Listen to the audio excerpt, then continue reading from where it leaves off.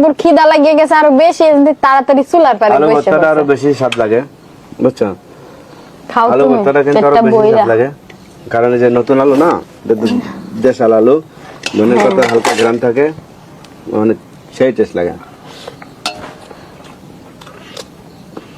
তো সবাই এখন খাবে। মূলাটা কি মিষ্টি? মূলাটা মিষ্টি। অনেক এই যে মিষ্টি। ছেলের ডাউল দাও।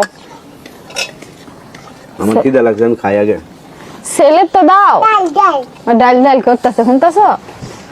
ওই যে অরংটা দিয়ে ডাল উঠাই দাও। এটা দিয়া? হ্যাঁ, ওটা তো ডালেরই। ছেলে আবার ডাল পছন্দ করে। ডাউল আর খিচুড়ি এডি হইলে আর কিছু লাগে না। মাছ গোস লাগে না, এরকম তরকারি হলে কিন্তু আমাদের কাছে বেটার, মানে রাজকীয় খাবার।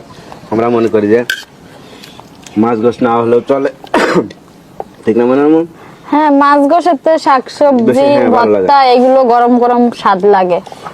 নাও।